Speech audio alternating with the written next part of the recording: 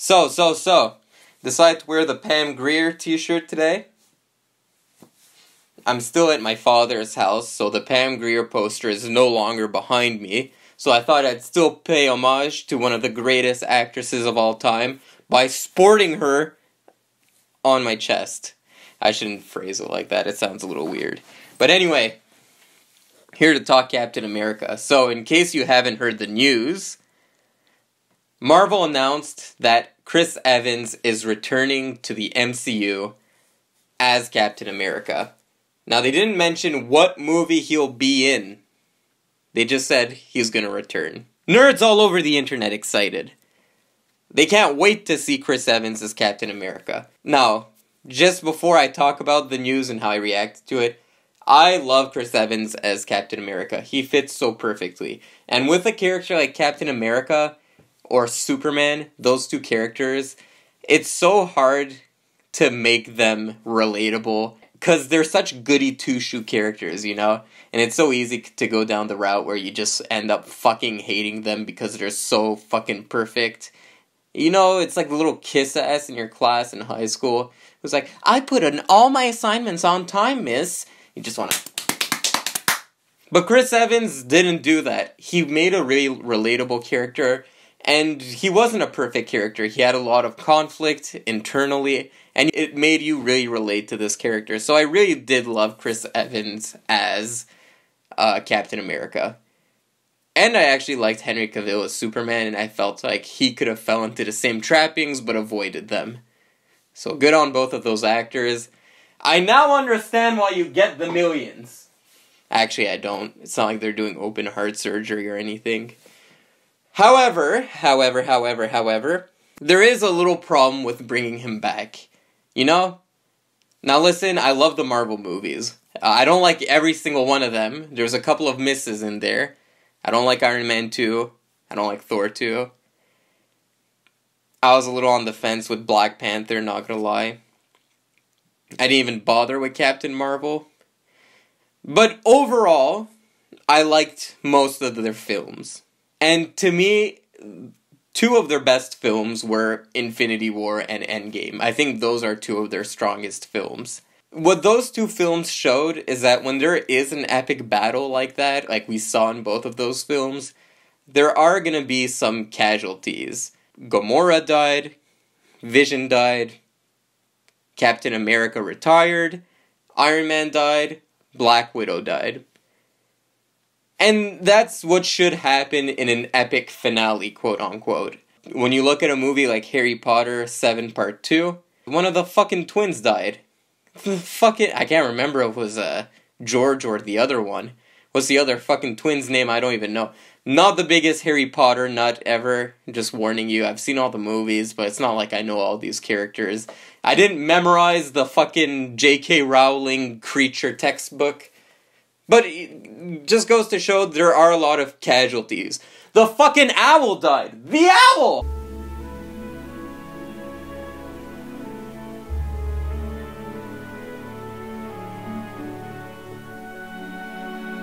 Hedwig! He died! Okay?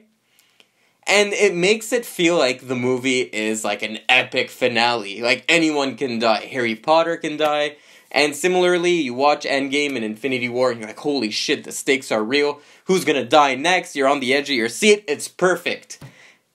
Not only that, but with the two characters of Iron Man and Captain America specifically, there's an ongoing arc with those two characters that started from their first films all the way to Endgame. When you look at Iron Man's arc, or Tony Stark's arc, it's about a man who's selfish, who slowly learns how to become more selfless, until he does the ultimate selfless thing, which is sacrifice himself in battle.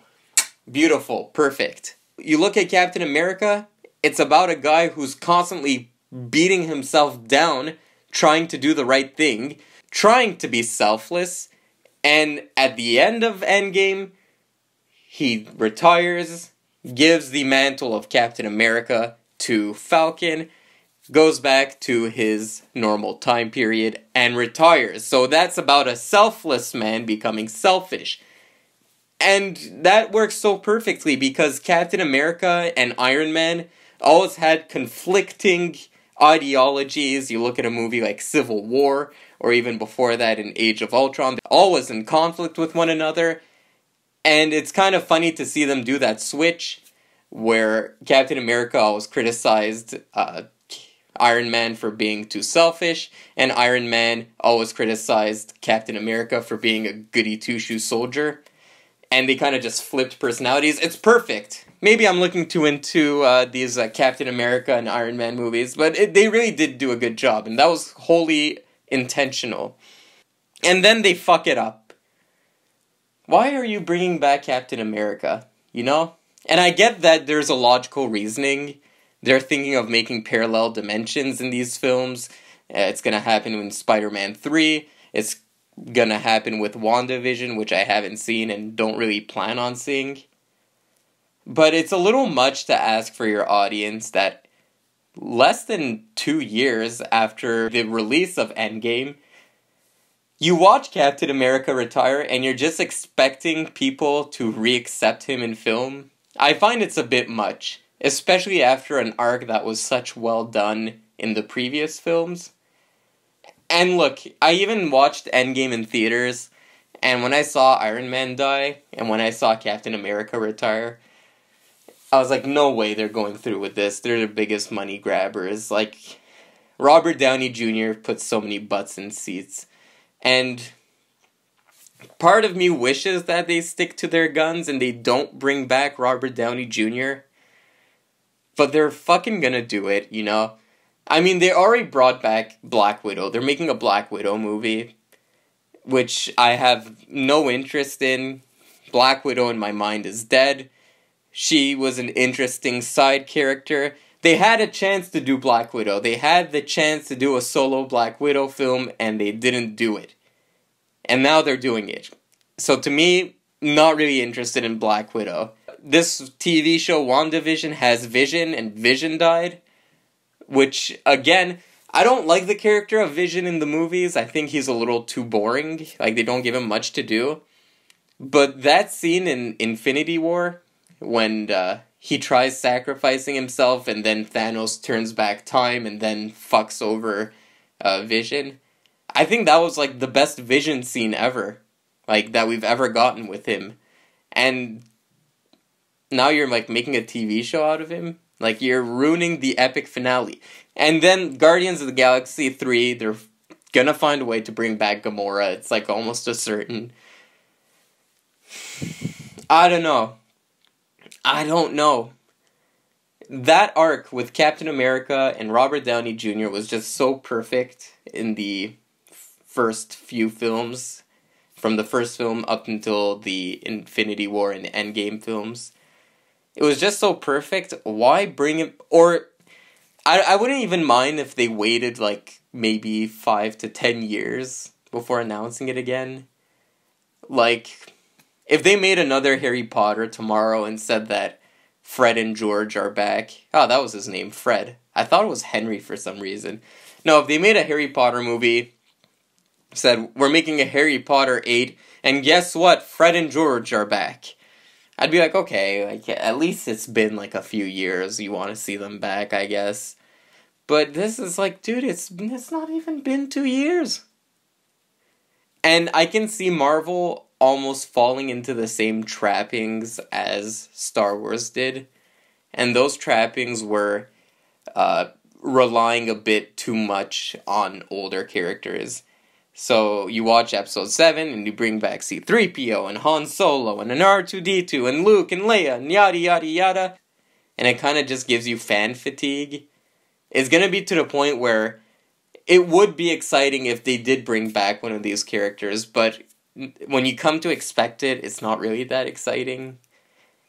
I want Marvel to prove me otherwise, because I have liked most of their films. And I remember talking with a guy. I used to work at a high school, and a guy knew I liked film. He was like, so, what do you think of all these Marvel films? And I was like, they're good. They're decent films. The way we look back at Star Wars, I think people are genuinely gonna look back at Infinity War the same way. That might be like a bold statement, but it just has that same power as an Empire Strikes Back to me. But I think what I'm saying ultimately is I'd rather see Marvel go out on a bang than fizzle out. It's the whole argument of like Smashing Pumpkins versus Nirvana, I guess. You know, fucking Kurt Cobain died, and you're left with like those two stellar albums, versus like a band like Weezer or Smashing Pumpkins. They just kind of fizzled out and went on amusement park rides all depressed. I want to see Marvel kill itself, is what I'm saying. No, that's not what I'm saying. You get the idea. Bad idea to bring back Captain America, in my opinion, but I'm sure most people are happy.